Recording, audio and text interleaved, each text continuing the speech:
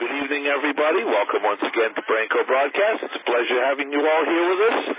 Tonight we're going to have with us Joe Kolb. He is a mobility teacher, and he's going to be talking to you all about O&M, which everybody knows better as orientation and mobility. Welcome, Joe. Hi there, Bob. How are you? I'm fine. Tell us all about yourself, and then we're going to have people ask you questions. Well, briefly, graduated from undergraduate school as a psych major. Didn't know exactly what I wanted to do upon graduation, which was a bit different from some of my friends who were going to medical school and law school and other schools. But it took me a couple of years to finally literally trip over mobility. I was working at a school for multi-handicapped children on the campus of Boston College back in the early 80s. And our class took a little field trip across campus. And we happened to be going through the building of the School of Special Education and Social Work. And in the lobby of that building, there was an advertisement on the bulletin board, a picture of an eye and a question, what is parapatology? And I didn't know what parapatology was, so I went down to the office and inquired. The next thing I knew, I was watching a mobility lesson at the Perkins School for the Blind, and then over at the Carroll Center for the Blind, and I thought, oh, what a neat kind of line of work. You know, you get to meet a lot of wonderful people and do something that's important and hopefully important for them. And it's been everything, all that I could ever want, really, since then.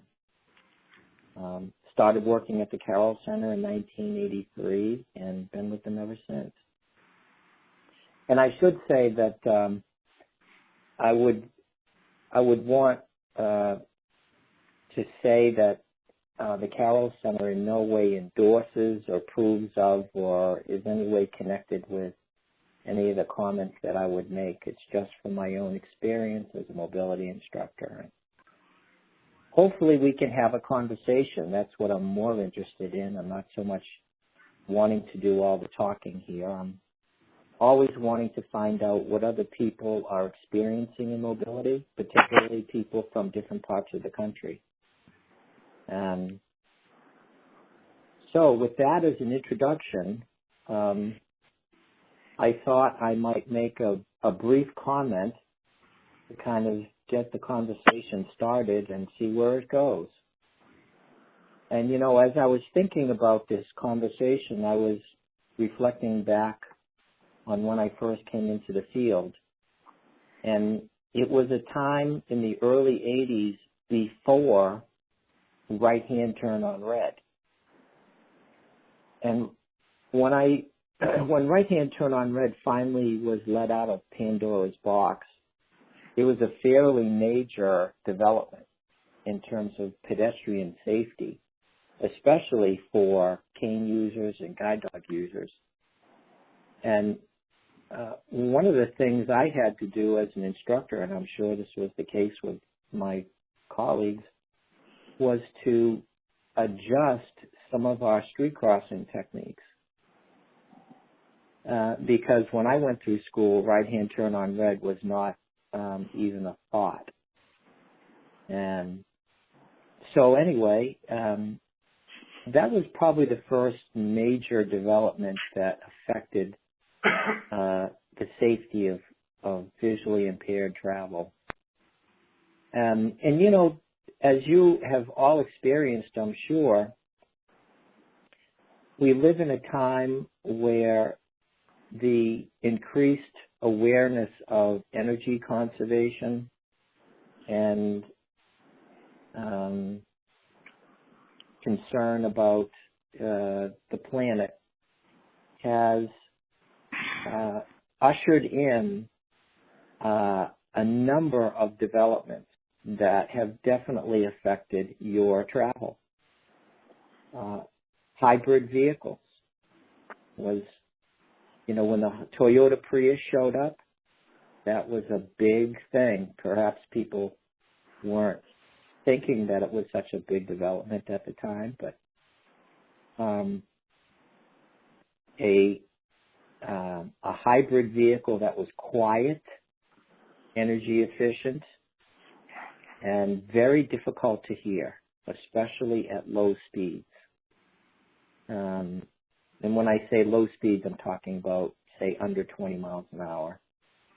Those vehicles do not make a sound, much like a gas combustion engine does, or a diesel for sure.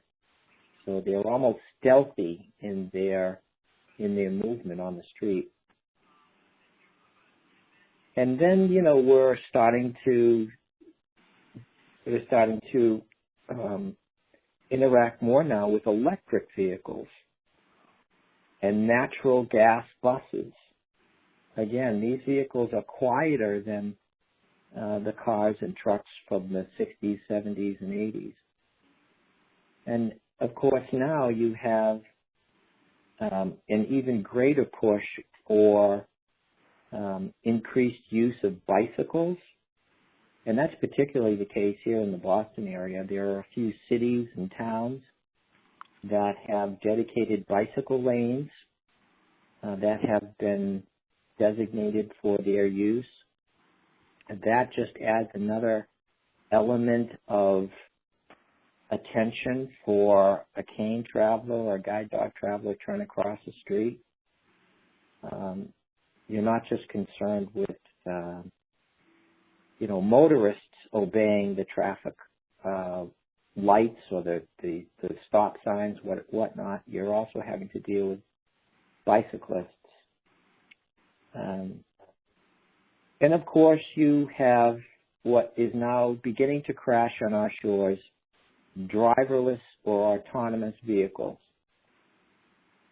So in the span of 34 to 35 years, I've gone from no right-hand turn on red to cars without people. And that is, as I'm sitting here thinking about that and all the little developments in between, that has definitely had its effect, and it's changing the way we have to think about maintaining our safety, and perhaps even how we even define what safety is. And I suppose as a final sort of fly in the ointment, you have lots of fully sighted people who are increasingly distracted by cell phones and other things besides. And I think that, my own opinion here, I think distraction, especially visual distraction, is a disability that fully sighted people are not aware of. Perhaps only the most honest of them would ever admit to it. But it definitely impacts their behavior while they try to move in the environment. Of course, we all hear stories about how, fully sighted people walking down the sidewalk looking at their phones and they walk right into a pole. Or even worse, they're getting into accidents while trying to drive a car. So all these things and perhaps others besides are making the environment a very changing, dynamic place with, it's a different kettle of fish now. When perhaps if you went to a residential school when you were younger, like Marcy, you went to Perkins back in the day, and back in the day there was none of this. And now you're having to negotiate your own hometown with all this stuff flying around you. And so I know that it's perhaps somewhat of a different experience in different places in the country, and I'd be interested to hear from people about their experiences and talk about some of the nuts and bolts of it. So with that as a little bit of an introduction, I would welcome any comment or more conversation. All right, we're going to start off with Joni. How do you unmute your phone, Bob? 4-star. Anybody that's not muted, mute with 4-star and unmute with 4-star. Joe, I recognize you, Joe McKeesey, so you're going to be number 6. Joni, you're first. I came in late. Yeah. Okay. It's very nice hearing you speak, Joe. I don't really have any questions. I have never been, I have ROP, and when I was younger, I was a fair to Midland traveler. Maybe not that good, but I used to get from place to place, places that I needed to go. But as I've gotten older, excuse me, and I'm 77 now, I use my cane from time to time, but I don't really travel by myself.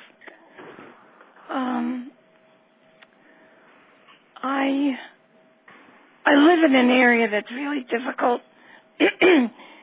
Excuse my voice. I don't know what happened to it. But I live in a place that's pretty hard to get around, and so I really don't travel alone. And I'm going to have to leave because I have another commitment. Well, thank you, Joe. You sound very interesting. Thank you very much, Joni. All the best. All right, we'll go now to Stephen. Hey, Joe, I think you really outlined the challenges we face. I have a lot of problems with my vision. I've always been legally blind, whatever you want to call it, and my vision's gotten worse. I went to the Carroll Center in 2014 for the residential and the tech program, and I think what really they impressed upon me was you're talking about visual distraction, because in my case, I'm older. I went to Perkins, and I've had to learn, the right on red was always an issue, and it still is. Like Julie Boren told me, I had her for community mobility, that there's no real such thing as a safe route. There's safer options, and I just was really glad that the Carroll Center made me a lot more confident. Like last week, I got off the subway and I was all twisted up, and they said, we got to cross Huntington Ave, and I'm like, yeah, you can look, and if the car's right on you, you'll know. So I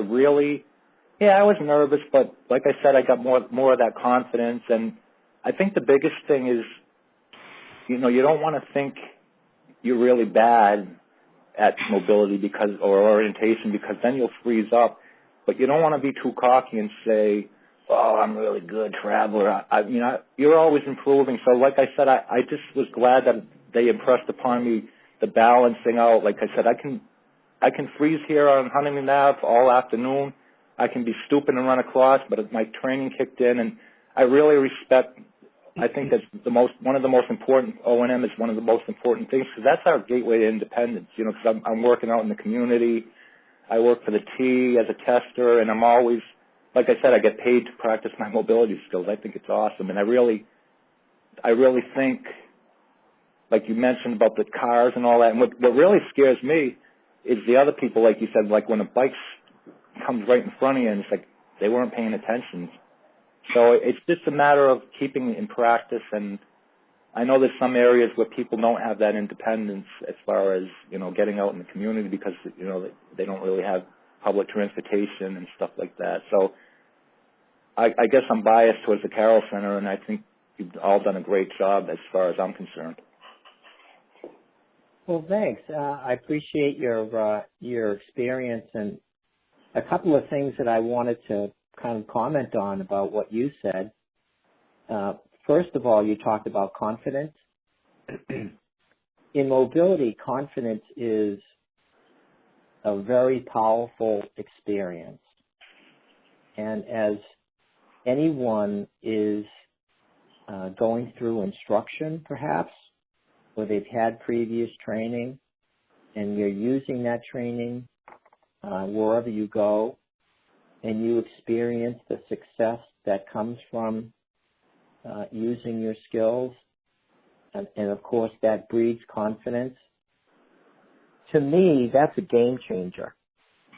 Yeah. You know, without confidence, it's very hard to advance, you know, with your travel skills. So I think it's incumbent upon the instructor, for sure, to try and instill that sense of confidence. And, you know, once you're confident, you start making different decisions. Mm-hmm. I remember working with a gal back in the 80s while I was in the residential program at the Carroll Center. She was from the western part of Massachusetts. She worked for an auto dealer as an accountant, interestingly enough. And when she first started with me, I asked her to tell me what she was most afraid of in mobility. And, of course, she said, well, gee, I'm afraid of getting hit by a car. Mm-hmm. Okay, well, that's a pretty common response. Now, she went through her training program with me, and back then it was 16 weeks, 5 hours of mobility per week. Mm-hmm. And you can accomplish a lot with that kind of time. And not because she was working with me necessarily. I was a fairly young instructor at the time, but she got a pretty fair treatment of mobility, and she had no skills really when she started. So by the time her program ended, I asked her the same question. What are you afraid of now? And she said, you know, I'm not so much afraid of getting hit by a car now. My real fear is that I don't go out the front door in the morning.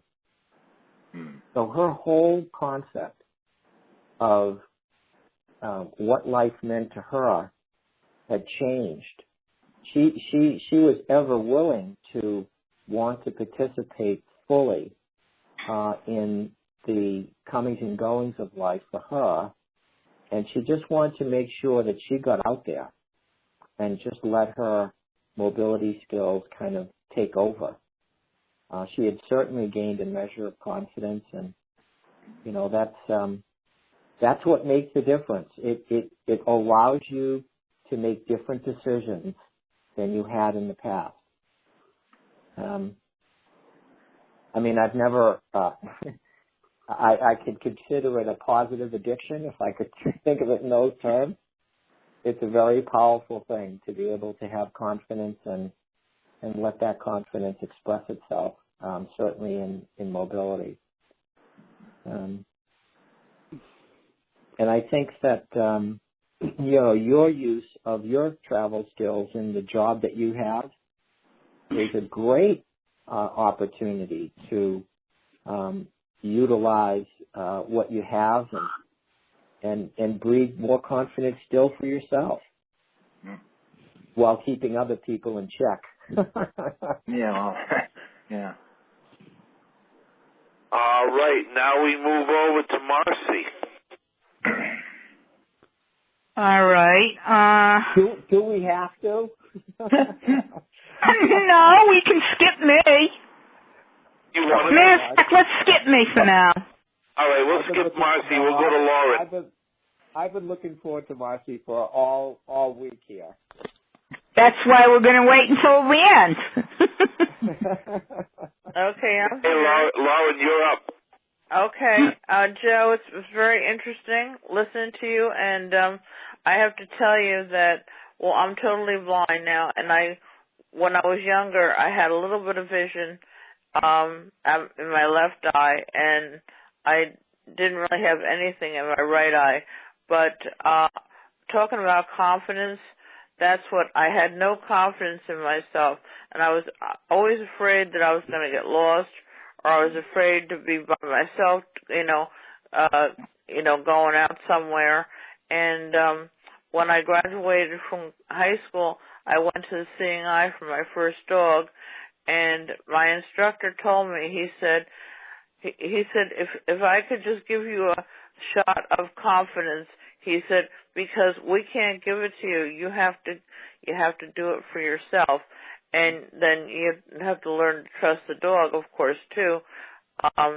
But once I had the dog, I felt better because I had somebody there that was working with me. Of course, I had to tell the dog what to do, but the dog was there with me and getting me around obstacles and things. And but I still never liked, traveling by myself. But I have learned that I really do know where I'm going, and that the dogs really do help me. I've had 4 of them, and I've also had to use the cane, of course, too. But I know that at one time at Seeing Eye, we were there were myself and 2 other students and the instructor, and we had stopped to have ice cream. And then the instructor said to us, okay, now I'm going to go back of course he would be watching us, so I'm going to go back to the van, but I want you guys to go on your own. And I just sat there, and he said to everybody, he said, do you know where to go? And the 2 people said, no. And I said, yeah, you go out this door, you turn this way, you go up here. It's like, you do know where you're going. So I was the one, and my dog actually was the one that, because they told me that they'd be, right there with me and everything. But once we got outside and I started going, my dog took off in front of everybody, like I know where I'm going. So, it was a real learning experience. So, but that's what you have to do with the confidence. It's like you just have to, you just have to work at it, and you have to, learn how to pay attention and to all things that are going on, and not to panic. I was always afraid I would panic and then not know what to do, and I've eventually gotten over that, but I still don't like to go by myself. Well, you touched on a few things there, Lauren. You talked last about panic, and one of the, if I was to say, if I was to list a few different qualities of a really good traveler, one of those qualities would be the ability to stay cool, calm, and collected. Mm-hmm.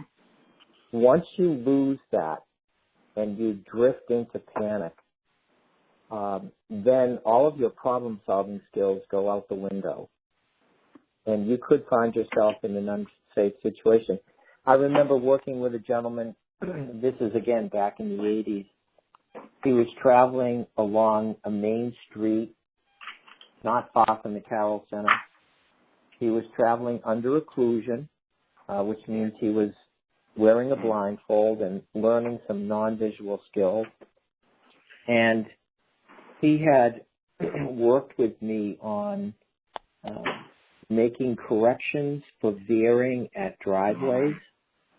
Right. And he ended up veering into a driveway. And whenever you veer into a driveway, at least when I'm teaching it, and you know that you're not on your sidewalk anymore, it's a stop and think situation. Not think and move, or walk and move. Yeah. Stop. Marcy has experienced it. I remember those days well. Yeah. Oh yeah, I have. Yep. You have, Marcy? Yes, I have. What about when we were walking down the street and I decided, this was the sidewalk, but it was actually where the lip was, and it was in the driveway? Oh yeah. Yeah. So this gentleman here, he just kept walking and touching this guideline and that wall, and he was wandering aimlessly, and then he felt a touch on his shoulder. There you go. And I said, Jamie, stop. And when he stopped, and I had my hand on his shoulder, he was in the middle of Center Street with cars passing on both sides of his body. He was on Center Street? That's what can happen when you sort of lose your cool a little bit. And I'm ever an advocate for, if you think it's starting to slip away, stop and call a mobility timeout. You know, it's almost like you're the basketball coach and you're starting to see it slipping away. You have to, call time and see if you can gather yourself again and perhaps think through what's happening and what you might want to do. So staying cool, calm, and collected is really, really important. And you also talked a little bit about fear. And, of course, fear is a tremendous influence on a person's travel at any given time, depending upon the travel situation you're in, or maybe even something that just comes up randomly that was unexpected. I'm sure each one of you have stories about you were traveling down the road, or you were in this bus station, or you were waiting for that train, and then all of a sudden something happened that you didn't expect. And you had to figure out what you wanted to do. Like, here's a classic example. You're on the train, or you're on the train, maybe a subway train, and all of a sudden you hear an announcement that says, this train is now express to South Station. And you have just learned that it's not going to stop at your stop. So what do? And go back to next stop. So it's whether it's the fear of crossing a busy street or the fear of dealing with a very surprising situation or any number of other things. It's the fear of getting lost. That's one of the most significant fears I think I've observed with people. The fear of getting lost and not knowing how to kind of get yourself found. That one sounds familiar, huh? So right there. All right. We now move on to Jeffrey. From Cincinnati. How's the hills out there, Jeffrey? What? How are the hills out there? They're gold that they're there. Okay. Do you live on a hill? No, on Muddy Creek Road. Do you have a question for our guest? Bob, I have a question. Okay, it's going to go, as soon as Jeff is done, and I think he is, we're going to go to Joe McKeesey and then you. Joe McKeesey. I just unmuted my line, Bob, so I could talk. Joe and. All right, your turn, Joe, and then it's Jay after you. Yeah, because there's interference. Yeah. Hi, Joe. Glad to meet you. I'm also visually impaired. I had a dog, but I can't get the cane travel help I need. I have confidence trouble because I'm 70. I don't look it, but the commission has me under a different category. I wanted to, they do that to older people.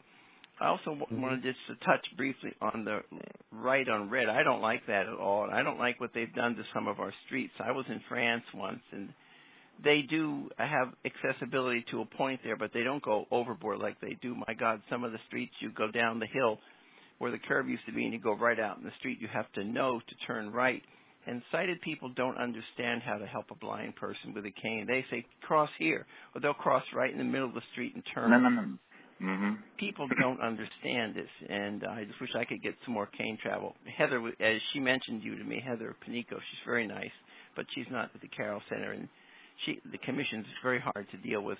I like your comments on these things because some of us Like I told Bob Branco, they really need the help. We should be getting it, but we aren't.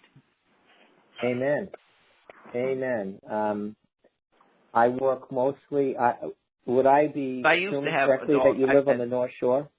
Yeah, but I used to have a dog before I came here. I've had 3 dogs, and I know they're much easier. They have problems too, but some things are easier with the dog, overheads, and as long as he doesn't get distracted like Hope Lauren's dog didn't. Yeah, I live on the North Shore.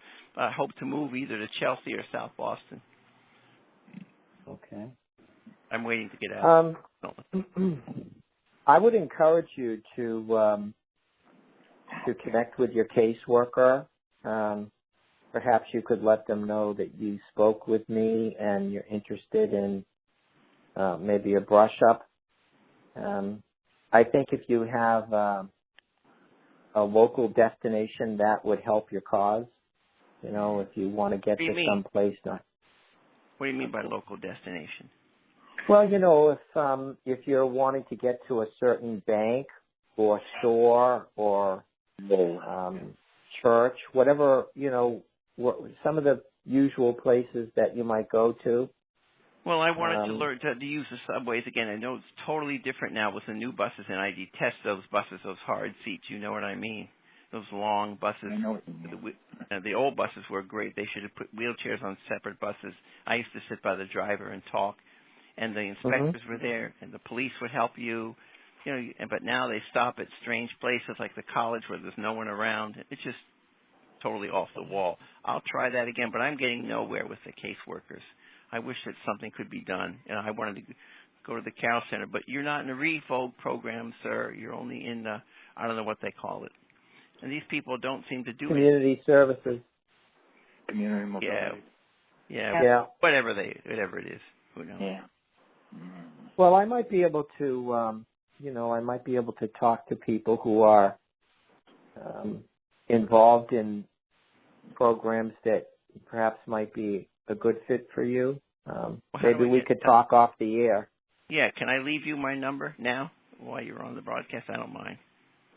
Is that okay with you, Bob? Or how do you want me to do it? As long as it's okay with Joe?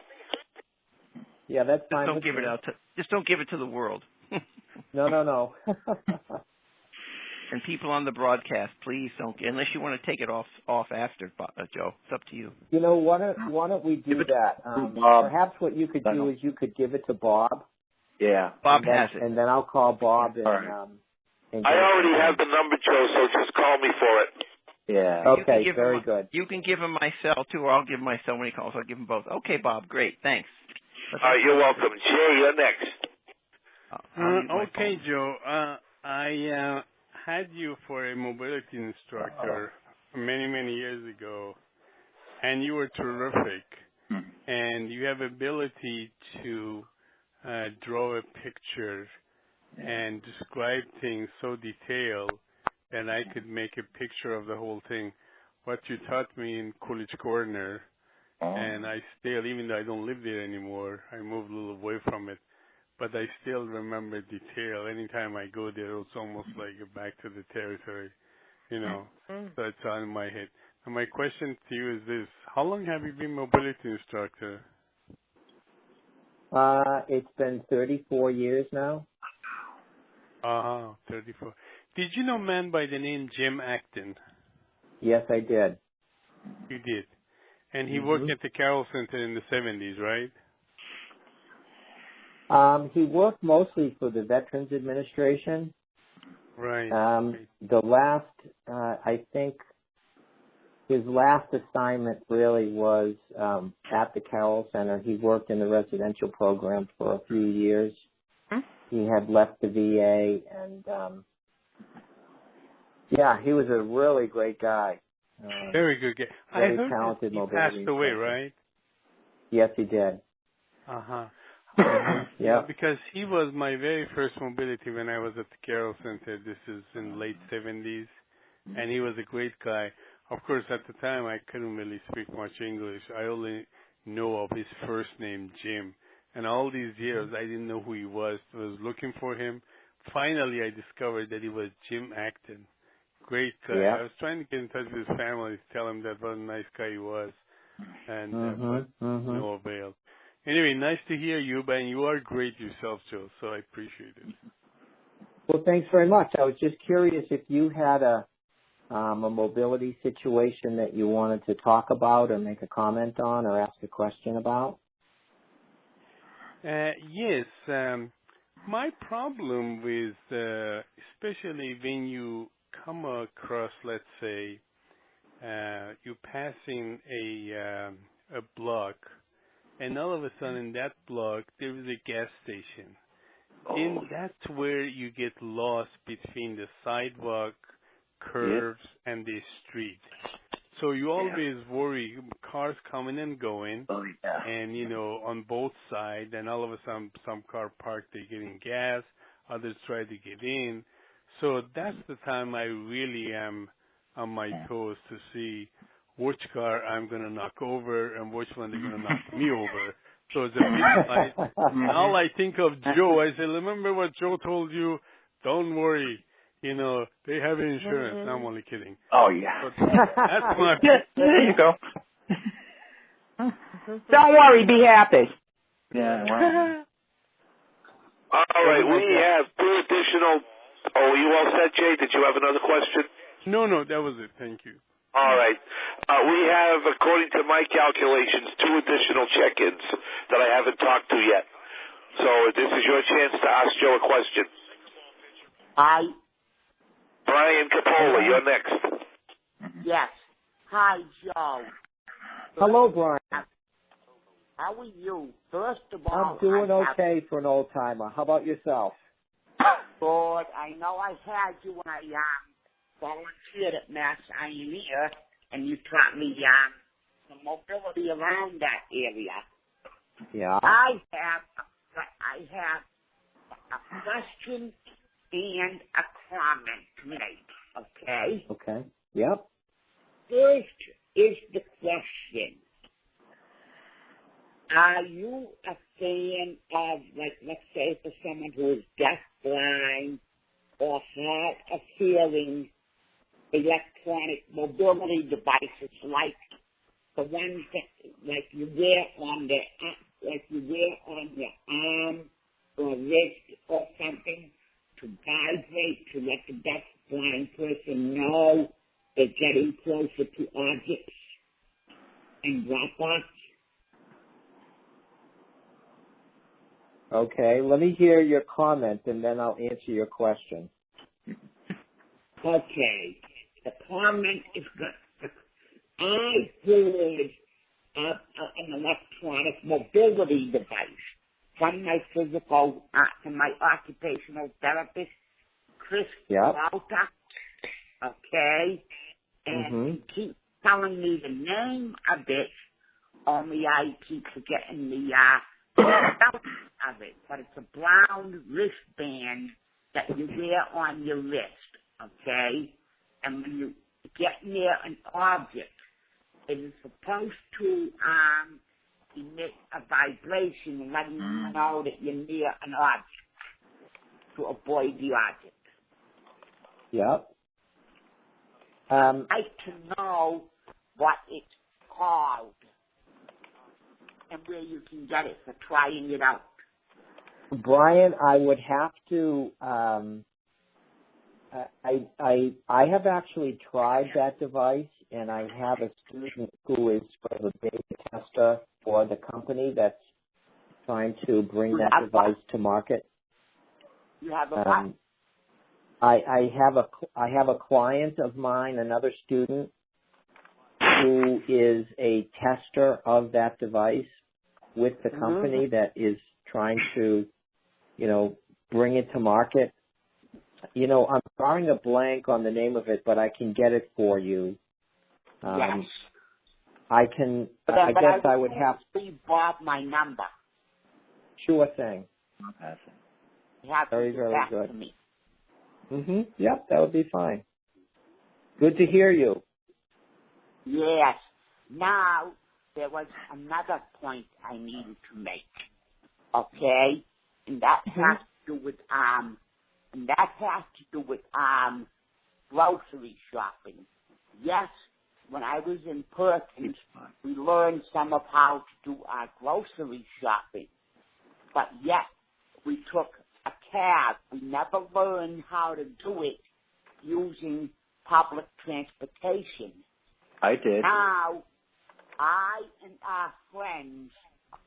and one of my friends have went out over the years and gotten one of those, those portable shopping carts that like the elderly people would use to bring home groceries on public transportation. Yes. That's what I'm using now. However, here is the thing, okay? Here is the thing. It is great and all that good that they have it, that you can do that. Push the cart in one hand, the cane in the other hand. The thing I think we need to do, okay, with that kind of thing, the reason I'm bringing this up is because taxis are very expensive. Yep. And, okay, which makes it unrealistic for a blind person to use a cab all the time. So therefore, we need to figure out some way for the blind to get those shopping carts deemed some kind of mobility device for the blind. That's like Interesting idea. What'd you say? A very interesting idea, Brian. Thank you very much. I'd like to talk with you more about that. I know. I have the idea in my mind, but if somebody were to work with me on it, they'd have to swear with me. They'd have to swear to secrecy with me because I have the idea of what needs to be done. Well, over the years, I've had the good fortune of consulting with a couple of area colleges that are interested in developing ideas like this. Certainly MIT usually has a student group that's interested in creating a device that may have some value for a person with a vision impairment and perhaps even a hearing impairment. There's also Olin College out in Wellesley that has that kind of interest as well. And I've connected a few different people over the years with those two places. So you never know. You might find an interested group of young, very bright and entrepreneurial people. My nephew is studying programming. He and I are in the process of talking up some ideas too. Well, there you go. He would be able to do the programming, and I would be able to, brainstorm the ideas and what I'm talking about. Who would ever have realized that Velcro would be such a hit? How about that, right? Can you imagine being the inventor of Velcro? Yeah. Oh my gosh. I know. Who would ever realize that even with accessible prescription labeling, that script talk would end up being one of the best? Yeah. Good point. Very good point. Yeah. I think we have one more check-in that I haven't spoken to yet. Okay, yeah, Bob. Yes. Bob, this is Don. Don, you're up. Hi. I came in pretty late, but I couldn't be on time today. Your guest name is Joe, is that right? That's correct. That's correct, Don. Hi, Joe. This is Don. I live in Worcester, Mass. And after I graduated from Perkins, I never had you as an instructor, but I had an instructor that has to be one of the best. You probably know him. Peter Waterfield? Peter Waterfield? Oh, yeah. now I know he is. He's been retired now, but for quite a few years. Do you know, Joe? Is he still living? Oh yeah, yeah. He's retired and he's enjoying his retirement. Mm-hmm. Yeah. Is he still? Is he still living out in Framingham? No, he's not in Framingham anymore. Oh, okay. Yeah, he used to live out there. That's why. Yeah. Yeah, he moved. He's living a little closer to his mother now. Oh, okay. Yeah. Well, he was. Peter was one of those guys that he made you feel like he was a personal friend, and he had that way about him that you could learn quite easily from him. And I know that he worked out of the Carroll Center as well. Yes, in fact, he retired from the Carroll Center after 43 years of teaching. Wow, 43 full-time. years. Wow.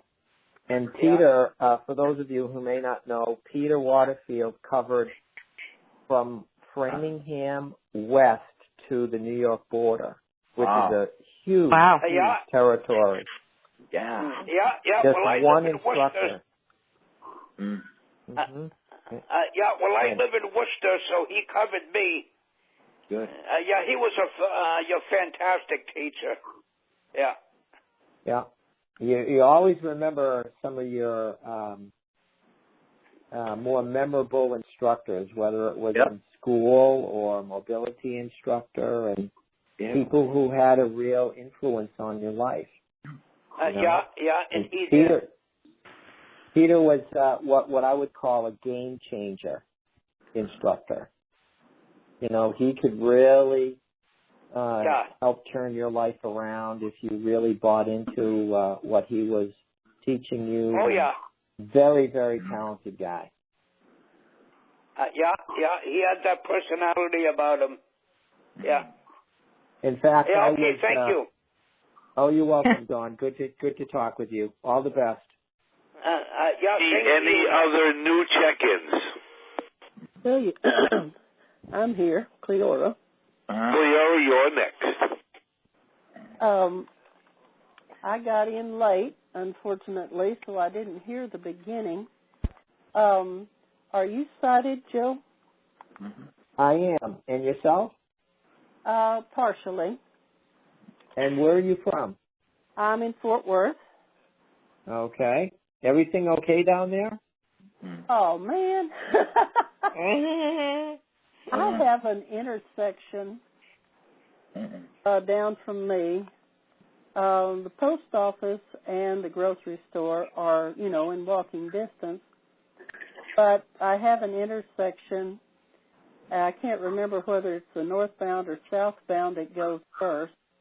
But one side goes first. The turn lane, the left turn, and the straight traffic goes first, and then the other side, we'll say the northbound goes first, and then after they've gone, well, then the southbound goes. Same thing. Left turn, and everybody goes. Left turn, right turn, straight ahead, all go together. And then the east and westbound traffic are normal. First you have your turn lane, your left turn lane gets to go, and then both sides of the traffic get to go. Now, coming up in a couple of weeks, I have a new trainer. My first 2 or 3 trainers that worked with me on mobility, I learned pretty much nothing, other than I learned nothing. This fellow is totally blind, has been all of his life. I'm told that he is a wonderful mobility instructor. I'm wondering, I have confidence in him. In fact, I asked for him, but I'm just curious about how he would go about. Is it possible to negotiate that kind of intersection? There's 3 lanes on each side plus the median, and turn lanes. Is there any way you think that there is to get across that street if you can't see? Well, that's probably a multi-part answer to a big question. I think one of the more important things that a traveler needs to learn is what's called unfamiliar intersection analysis. And when you're analyzing an intersection, you're, of course, listening to it as best you can from the corner that you're standing on, with the understanding that what you can hear from one corner, you may not be able to hear at another corner. And so when you're just analyzing an intersection from one corner, you're not really getting as full an appreciation or picture of it as you would like. Yeah. But that said, you're wanting to find out after sort of compiling as much information as possible, whether or not this intersection is bigger and badder than your skills. Yeah. You always want to respect your limits. Mm-hmm. And there's I don't know if there are possible pedestrians available at that intersection for sighted assistance or not. There is now that you mention it, there is a light, I believe, that you can push. But I don't know exactly what that does to the intersection. Can analyze. Okay. Yeah. Sometimes traffic lights have accessible pedestrian signal devices working at the intersection, and your instructor would probably be very helpful to you if he or she was to assist you with knowing that and perhaps how to use it if there is one. Just my listening to your description, I don't know enough of the details to really say anything specific other than, you're trying to determine if you have enough of a clear opportunity to make an independent street crossing. I sort of think of baseball, if I could use baseball as an analogy. When you're at an intersection, perhaps even it's an intersection that you're used to crossing at. It's not terribly difficult, but when you're standing there at a street corner and you're hearing kind of a strange cacophony of sounds going here, there, and everywhere, that's almost like a pitcher throwing a pitch to a batter, and the pitch is not down the strike zone. It's low and outside, or it's not something that the batter wants to take a swing at. And the same thing is true, I think, at street crossings. Some traffic movement situations they're not clear cut. Perhaps there's some loud traffic in the area that wants to make it harder for you to hear what you usually listen for. And so you're having to factor in certain pieces of information that you might not be able to hear. And if you don't have the confidence to make an independent crossing decision, when in doubt, chicken out. That's for sure. Oh, yeah, absolutely. And you wait for a better pitch. Right? You wait for a better situation, perhaps one that's a bit more clear to you. I always am a believer in patience is a virtue, even on a street corner. And so if you're patient, and I'm not saying you wait a half an hour there to make a crossing, but perhaps the next cycle will offer you an easier listening opportunity to make an easier decision. I appreciate you telling me that. I guess I did the right thing, because I'd rather get hit by a baseball than a car. Okay, any other new check-ins? Okay, I have a question for you and a concern before I turn it over to Marcy. Joe, back in June, my class had their 40th reunion. And on the Friday night, we went over to a restaurant at Watertown Square. Now, I noticed something very interesting when I was crossing the streets at Watertown Square. First of all, the audible traffic signals were chirping birds. Well, guess what we heard overhead? Real chirping birds. Hey. Don't you think that's confusing? As a matter of fact, Bob, is this Bob? Yeah. Okay. Bob, I had a client once in Arlington, which is just a little north of Watertown. Mm-hmm. And we were working at a traffic light at an intersection of two major streets. And Arlington, besides Watertown, was one of the first communities to be testing accessible pedestrian signals. Mm-hmm. And back then, there were only two sounds. There was the bird chirp and the cuckoo. Mm-hmm. And my student was standing on the corner, and he started making a crossing at a very bad time. Oh, God. Mm-hmm.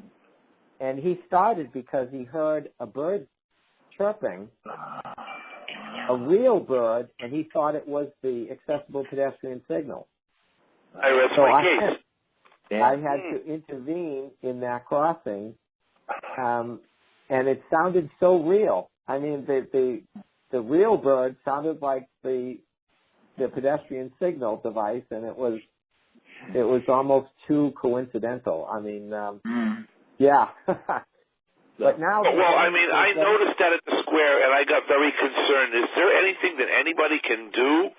I mean, don't these manufacturers of audible signals understand the confusion? I mean, I was concerned. I was scared. Couldn't believe it. Well, you know, there are different manufacturers of these devices, whether they're domestic or foreign. Some of the devices are just some sort of a signalized sound. Now I'm hearing more rat-a-tat-tat. I like the old bells. Almost like a drum roll. What was wrong with the old bells and buzzers from back then? Those were good enough. I mean, why confuse the issue? Oh. Then there are devices that actually provide you with a message. You know, the walk light is on to cross Mount Auburn. Oh yeah, wait. Yeah, that was better. Wait. I like teasing it. Wait. Yeah. Yeah. And so it sort of depends, Bob, on what device the city or town decides to purchase and install. But they shouldn't make one that blends in with the environment. That defeats the purpose. I would agree with you. Mm-hmm. I would agree with you 100%. Something I just thought of when you brought that up, you know, many birds can learn to mimic sounds. So whatever sound you pick, then you you may find a bird nearby that will that sound. Yeah, but a bird won't mimic a bell. Not as accurately as it would another bird. Yeah, right. Or another bird noise. Marcy, did you want to ask Joe something before we conclude, now that we're at the end? Well, I thought Joe was the way he was talking, I thought he was going to ask me a question. Oh, well, he hasn't yet. No, I mean, to you. Let's see. Well, I think the best thing is, Lisa told me I went to the ball game, and I took the D line, and she told me to go to Chestnut Hill and get off of Chestnut Hill, and I had no clue that you had to go to Reservoir, and Reservoir you're supposed to take the bus to Chestnut Hill. This is a construction, right? Because of the construction. So, I mean, I could have gotten off at the hills and waited there. And while I was waiting to go to the D line, I asked which side, and the guy pointed that way, and I go, yeah, that way, which way? I can't see. Because the sun's out. Yeah. So whenever you're dealing with sighted people and they're talking in visual terms, like it's over there or that way, or you just come with me, or, you know, what he pulled me across all right. You're having to try and get them to put them into your shoes and to use very precise directions. Mm-hmm. You probably have lots of experience with this, Marcy. Oh, yeah. Yeah. And your example of having to take a shuttle bus from Reservoir Station to Chestnut Hill Station is just another example of what happens as a surprise. Yeah. You know, you didn't know about it, and you had to deal with it right then and there in real time. Oh, no, I made Lisa come get me. Oh, well, that's always an option. Bail me out. That's perfect. And then she pulls into the circle there where the buses are, and they go, you can't do that, and she honks the horn, and I'm looking for her, and the guy sees the cane, and he goes, oh, I'll let it go this time, but don't do it again. Don't worry. Don't worry, I'm not coming here again. It's a very hospitable area, that Chestnut Hill area, huh? Yeah.